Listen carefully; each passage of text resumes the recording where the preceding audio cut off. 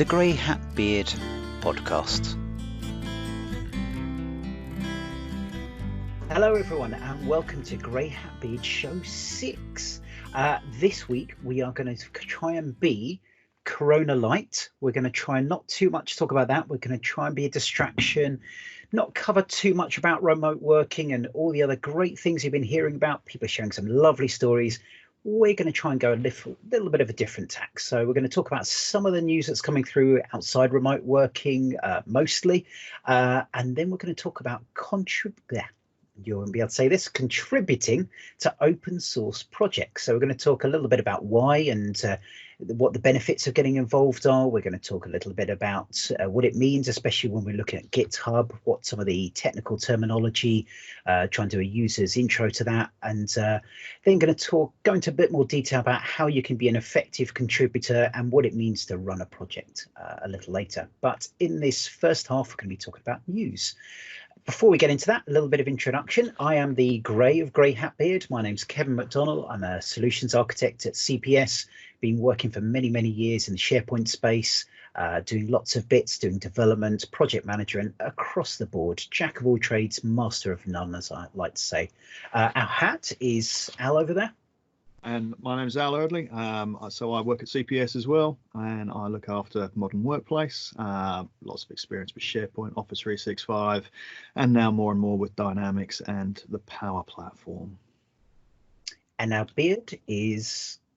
So I'm Gary Trinder, solutions architect at CPS, also a dev team lead, office development MVP, and PNP team member as well. So Gary is king of the TLAs, the three-letter acronyms there. Always useful. So we're going to kick off with a bit of news and things that are front of mind. And for me this week, I did say we're not going to talk about remote working, but I ran my first fully remote online workshop. I know many people are going to be doing this at the moment, shared about it up on LinkedIn. It was great, went very well. Everyone working at home, learned some tips from it, learned some useful things and things to do, things to not to do. And I'm going to be speaking at the Collab 365 Global Con 2, which is coming up, I think in July. I'll share links to that in the show notes.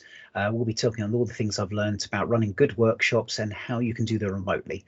Obviously, appropriate at the moment, but appropriate for all times. We know there's lots of global organizations out there that you can't always get people together in one room. So what's the most effective way to use Teams, to use some of the Office 365 tools to do that, which would be great to share on that. Other news that we've seen going on outside of the virus, and this is about things coming together, and NPM is joining GitHub. So Microsoft effectively is buying NPM, the Node package manager. It's where a lot of the packages for the JavaScript world, it's a critical part of that, is joining the GitHub team. I thought it was very interesting the way the announcement was that it was GitHub acquiring NPM. So they're keeping that kind of brand and licensing of GitHub a very core part of it. So it's less about Microsoft buying them. And I think for me, the interesting point is that it will make sure that NPM keeps running. It's such a vital thing for JavaScript developers. I know there's alternatives such as Yarn and I think it's NPMP is the other one. I can never remember what that's called. Yeah. But it's so critical to people be able to make it easy to be a JavaScript developer, to not have to worry about those nitty-gritty details, to pull and manage all those things, to not get the JavaScript equivalent of DLL hell. I think it'd be very interesting to see what GitHub and Microsoft do with that. Yeah, I think one of the things that I will like to see is that NPM has kind of had a history of, some issues with security. It's open source. Everyone you create a project now and you get thousands upon thousands of NPM modules brought into your project. GitHub are doing a lot of work on the security checking of these modules. So they're now doing proactive alerts. If you've got a dependency that's out of date, GitHub are going to be, letting you know that there's an issue there and it should be highlighted and worked on. So it's going to be really interesting how those two things start to work together as one ecosystem. So that can only be good for everyone, bringing the level of security up. Absolutely. I think it'd be interesting to see if SPFX gets updated with that. So we can get some slightly later versions and remove some of the dependencies that come through on there, which I often found a little bit annoying that they're not quite so up to. And it was very GitHub news this week. I know MVP Summit's been going on, but the great unwashed like Al and I don't get to hear much of that information. So it was good to hear other news coming out. That GitHub for mobile is now available as well. So I think I've always been quite surprised there hasn't been anything else coming through from this. But the ability to kind of deal with issues, to deal with pull requests, and for those who don't know what I mean by that, you'll find out if you listen to the second part of the show. But being able to work in a mobile-friendly view for that and action things when you're out on the move, I think would be very useful for people. Yeah, I've been using this for a few months. It's been available on test flight on iOS, so I've been part of the beta testing, and it's brilliant. Like, as being a maintainer, just being able to jump on, see if there's any people responding to issues and things, and I can just keep the communication going really easily. It has been very good. I've been using it on my iPad and on my phone as well. So yeah, it's definitely a missing piece that they're now filling, which is great. And I guess it's worth pointing out on that. It's for managing it, isn't it, rather than actually developing. So it's definitely from the repo owner's perspective. Yeah, and even from a contribution side as well, you may have raised an issue, asking a question, you get a response, it's instant communication again, like you do with WhatsApp and things like that. Just it makes it easier to have that communication with other contributors and maintainers, rather than you have to be at your machine and you have to have your browser open, because the world doesn't work like that anymore. We're a multi-device world now. So not having that was a bit of a strange gap to have, but it's good that they've identified that and been using it. I think one of the things that I saw out of this, out of the metrics that came out of the beta testing, the highest used feature was reviewing pull requests. Yeah. And that makes total sense. So people could just look at the code and go, yeah, here, raise a comment, and then just keep things moving. Rather than having to do it at machine. Just to your point, Al, I guess I'm just having a quick look now myself at the app, but I guess there's no reason you can't edit code on there, is there? No, you probably wouldn't. Just thinking of it's always one of those things, isn't it? It's like writing a document. How many people are likely to write a document or put a PowerPoint presentation together on a mobile device? Reviewing it, reading it is one thing, writing it is quite different. And I think those, I always look at the phone and go, actually, I'm on a train, I can look at a document, I can read it. I wouldn't try and write it on a phone. But I think it's a great example. I was looking at a presentation a few weeks back on the train, noticed a couple of things I wanted to change, and I could change on the train. I wouldn't write a full presentation on there unless I really had to and was absolutely panicking and lost something. But you can, and I think it is the same. I just had a look. You can go in and edit files within GitHub. So say, for example, 3 people had a repository about the etiquette of Microsoft 365, and you had a good idea on there, then you could fork that repository, and we'll talk about what this means. You could make some changes and submit that as a pull request, and Gary, Al, or I could put that together. So I think a good shout out for the grey hat beard etiquette of Microsoft 365 is out there. We would love some more contributions. We've had a couple. We've had Lorian Strantz agree we can pull some of his stuff in, which I'm gradually working my way through integrating. But yes, you can now, if you're sat on a train or stuck inside at the moment, you can use your phone to go and look at the GitHub. So other news, Al, what have you been up to at the moment? So I know you started by saying, we would be Corona Lite, so I'll try and be light. But yeah, I've been consumed with doing essentially trying to help our clients as they communicate at the moment. So using a couple of things that Microsoft have given us, the SharePoint communication site that's available on the SharePoint Lookbook, setting that up and just being able to demonstrate what that looks like. Just quickly for anyone who doesn't know, what is the SharePoint Lookbook? So the SharePoint Lookbook is examples of how you can configure SharePoint out of the box using communication sites and team sites to actually deliver specific scenarios. So you can then say, well, actually, I quite like one of those scenarios. And then if you have appropriate permissions in your Office 365 tenant, you can actually deploy it directly, and it will be deployed with content as well. So if you click on that add to your tenant button that you can see on the screen, it will deploy a site that looks exactly like the image on the right hand side there. And so it's a very quick way to get up and running and get started. So for clients who haven't got anything in place, this is quite a game changer for them to be able to do this quickly and easily. And then the other part of this is a Power App that was originally developed by Schlumberger, but it has been. Where it came from? Yeah, so Georgia from Schlumberger developed it back in January, and then it's been shared with Microsoft, developed by Microsoft. And what this Power App does is essentially it allows management of news and FAQs and things using a Power App, so it can be accessed on a mobile device anywhere in the world. All of the capabilities are free, so even the push notifications that are in there, Microsoft has made those free.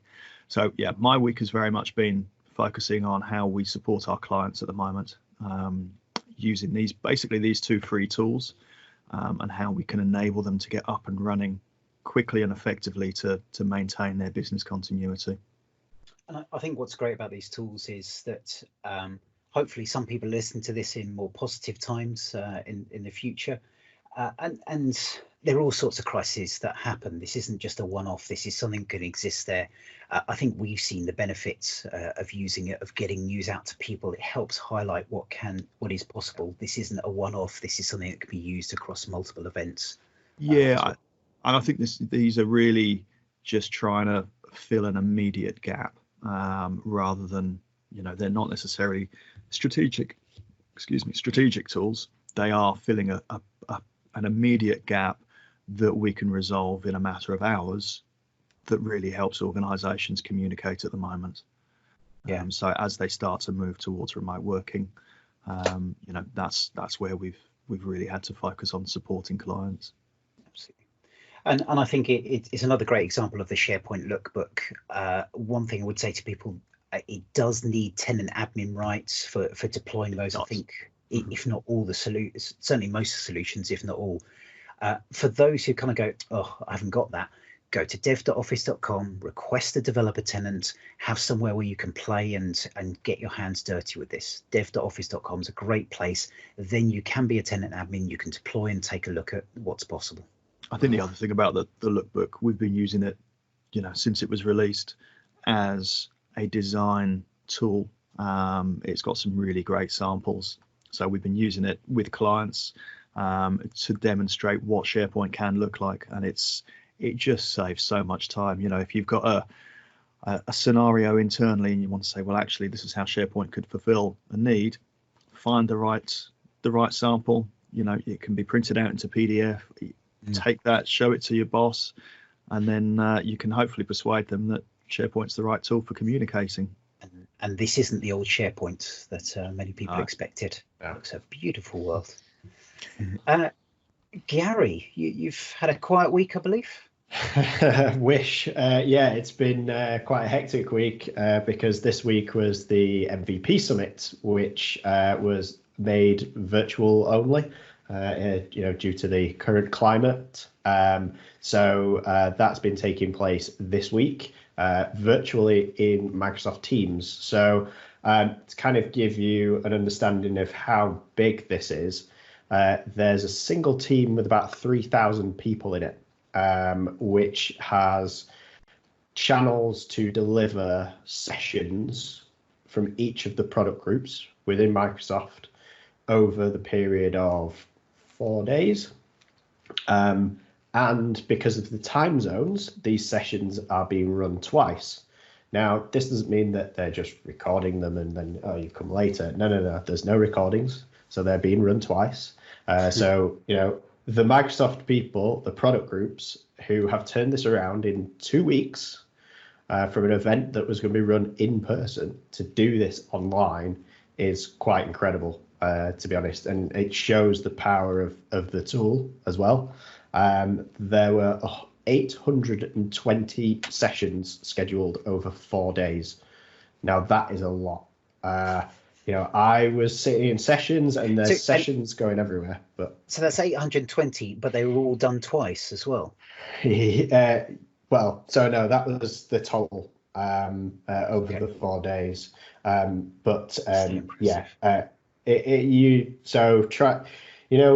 you go to conferences and you want to go and see multiple sessions because there's multiple tracks, think of that and being even worse. I know some MVPs who were looking at sessions and they've gone, I want to go to this, go to this, go to this, ended up with 10 sessions at the same time. Like, that's how big it was. So it was interesting, obviously. Sorry, go on. Scott, I was going to say, if you've ever been to Ignite, the major conference, they usually have a community area where you can kind of sit back and they have like 10 different screens all streaming the sessions, and then you can actually, you can stream the sound and just choose and just basically surf the sound whilst watching all of them. It sounds a bit like that, which is hard to take in that much information simultaneously. It's hard, I guess, with the MVP summit. Sorry, everything's under NDA. Like everything, every product group, is under NDA. You if you can't see one of the sessions, you can't see the others. Effectively, you miss it. There's did no you tend to going back to it.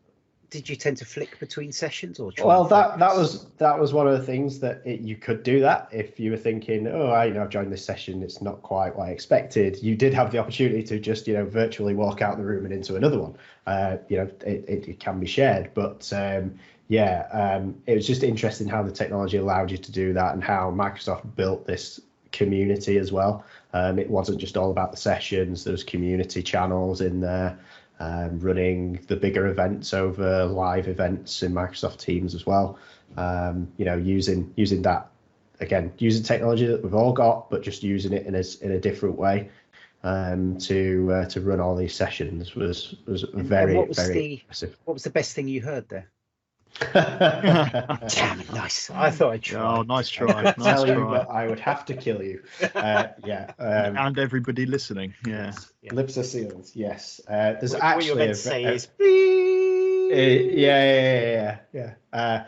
Interesting. There's a blog post by another MVP, Yannick Riekmans, who managed to generate a whole number of ICS files so that we could actually.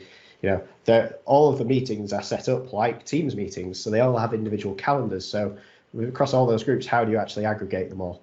How do you know what's running across all these different teams? It's very difficult. So there's a blog post actually that Yannick has written, and we can put the link in the show notes.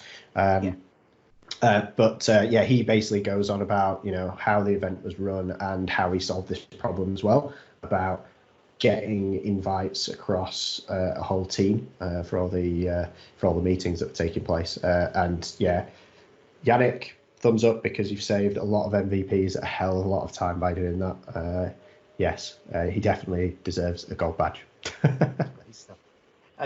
Just related and talking about the kind of scale, I thought it was amazing to hear that Teams has hit 44 million daily active users this week. So I know we're not going to mention why it's gone up, but it's gone up by 12 million in the last week. And I know there have been a couple of issues.